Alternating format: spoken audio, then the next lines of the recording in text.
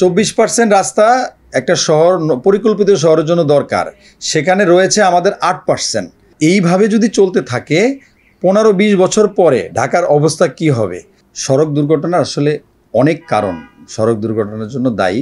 এর মধ্যে উল্লেখযোগ্য আসলে যে আমাদের যে চালক তাদের প্রশিক্ষণটা দরকার। পাশাপাশি আমাদের দেশে যে ফিটনেসবিহীন গাড়িগুলো চলে, এই ফিটনেসবিহীন গাড়ি শুধু ঢাকায় নয়, ঢাকার বাইরে সারা বাংলাদেশে কিন্তু যথেষ্ট ফিটনেসবিহীন গাড়ি চলে, যেটা এইবারে ঈদে আমরা দেখতে পেলাম যে সড়ক দুর্ঘটনা এত বেশি ঘটেছে, বেশিরভাগ গাড়ি কিন্তু ফিটনেসবিহীন।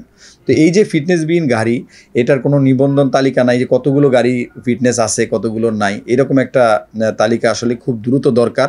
এবং যে সমস্ত গাড়ি ড্যামেজ হয়ে গেছে, এই গাড়ির যে নাম্বারগুলো, এই নাম্বারগুলো আমরা নতুন যে রেজিস্ট্রেশন হয় সেই জায়গাটায় আমরা ওই নাম্বারগুলো ব্যবহার করতে পারি কি না, আমাদের সরকারের কাছে আমরা এরকম একটা দাবি রাখতে চাই। 24% রাস্তা একটা শহর পরিকল্পিত শহরের জন্য দরকার, সেখানে রয়েছে আমাদের 8%, আর সেখানে 4% একেবারেই অনুপযোগী হিসেবে আছে। ওয়ালটন আবারও মিলিয়নিয়ার অফারে ওয়ালটন ফ্রিজ কিনে আপনিও হয়ে যেতে পারেন মিলিয়নিয়ার। তো এই বিষয়গুলো আসলে বর্তমান সরকারের কাছে অনুরোধ থাকবে এই বিষয়গুলো একটু দেখা এবং এগুলো দেখে কাজ করা, তাহলে হয়তো আমাদের যে পরিকল্পিত নগর এবং পরিকল্পিত যে আমরা পরিবহন ব্যবস্থা এবং সড়ক দুর্ঘটনা কমার ক্ষেত্রে আসলে যথেষ্ট ভূমিকা রাখতে পারে। এইভাবে যদি চলতে থাকে 15-20 বছর পরে ঢাকার অবস্থা কি হবে?